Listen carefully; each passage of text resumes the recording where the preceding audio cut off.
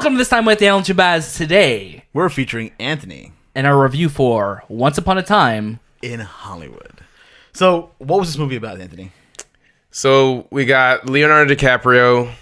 He's playing a former, I would say, movie star who's now moved on to TV, and he's dealing with the fact that he is not the movie star that was in the past, and he's dealing with, you know, the thing that a lot of actors deal with, being drowned out by other people, right? So other actors, upcoming actors. So he's dealing with that emotional, I guess, baggage that would come with it. Brad Pitt plays his stunt double, Cliff Booth, and they're like best friends.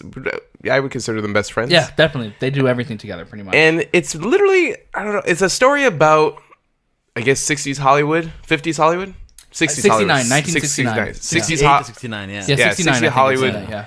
And it's really about nothing in the grand scheme of things. There's no story behind it other than that, you know, Leonardo DiCaprio is in depression because he's not going to be a famous actor anymore. It's very much a slice of their life that we got in this. Maybe not the most eventful part of their life that we got, but it's very much a movie about them. You have Margot Robbie in there too, who's playing Sharon Tate. Yeah.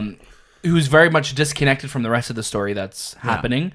And I think her character, we're only supposed to really kind of pay attention to her more because if you followed what happened with the Manson murders, you know who she is or what her fate will be. What her storyline is like. Right. Yeah. What are your guys' like immediate reactions to this movie? Like, what are your just kind of hot takes at it? Like we discussed, we should have recorded it. We were talking almost like for an hour in the parking lot. A little bit over an hour, Yeah, about this movie. Well, the biggest hot take is it doesn't feel like a Quentin Tarantino movie.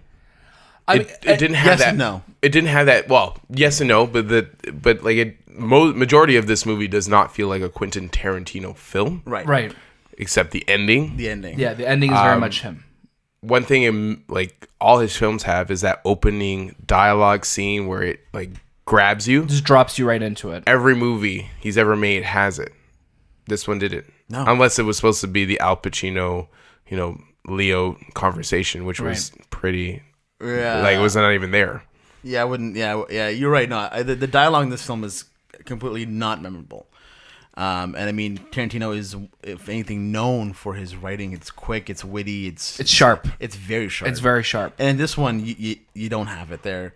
On top of that, just he really is doing whatever he wants. Like if he wants to edit it weirdly, he can do that. If he wants to keep a scene on for way longer than it needs to be, he'll do it. This is him, and that's what we were saying. Like this is him. I think at his most self-indulgent. Yeah. He is just, I'm going to do whatever I want. Yeah. I'm going to make this take as long as I want. I'm going to make the scene as long as I want. Because there are so many times throughout this movie that we were watching it, and I feel like I remember looking at like you guys and like, this has gone on a really long time. Yeah. And like, it just, this movie is 2 hours and 40 something minutes, some odd minutes. I think, right? Yeah. And I'm like, you feel it because it's not till the last act or even the last 15, 20 minutes where it picks up. Where the action is happening. Because the rest of it feels very disconnected. Don't get me wrong. Like, there are moments of this movie I really loved. Mm-hmm. I love the characters in it. Mm-hmm. I love the world that they built in this. Mm-hmm. Yeah. But I just felt like I was just kind of looking through a window at this world, and I never got to really... Very look, don't touch kind of thing. You know? Like I just wish I wanted to love this movie. Yeah. And this movie, there's a big divide with this movie right now. People either love it, or they're kind of very much in the camp that we are, where it's like... Yeah, I'm like, there's like technically it's there, and there are moments that we like, but I can't. I have a hard time like thinking like going to watch this again or putting this on at home to watch, other than the final scenes. If you've never seen a Tarantino film, this isn't the one that's gonna make you want to like him. It's not an accessible movie at all. Not at all. This isn't the one that's gonna make you go, okay, I'll give him a shot. Yeah, because. Well, I took my girlfriend with this as well, and she was like, "What the hell are we watching?" And I've shown her Kill Bill and Inglourious, and she was enjoying the hell out of those films. Because those are very much movies that have a story and a plot that's driving, and they're the gripping forward, from beginning to end. There's no plot in this movie. No, right? it's just a 2 day or 3 days in the life kind of thing. Right. Very weird choices. I feel like he also forgot that he was making this movie because right when the middle portion of the film kicks in, when the narrator takes over, it felt like he was like, oh crap, I gotta wrap this up. I gotta figure out now what these characters are gonna do. And it's strange though, because there's some narration at the beginning of the movie, and then it's gone for like an hour 30. An hour and 30 of the movie, and then the narrator comes back, and just the way they're showing like the time stamps of things showing too. It's like it's just a weird thing to start throwing out now. But again, it's Tarantino, I think, just being himself and just pulling from every single thing that he's ever done and throwing it out there. Yeah. You know? There was the tweet I was talking about earlier. So what would we give it then? I think for me, it's a stream it. Stream it. Yeah. I still personally, I like this movie. Yeah. I like everything about it. I like the year, the year it takes place. I like the characters. My biggest thing is I wish you did more with this acting powerhouse that you had. Yeah. You had Leo, you had Brad, Margot Robbie, Al Pacino, Kurt and they Russell. Just, I don't know.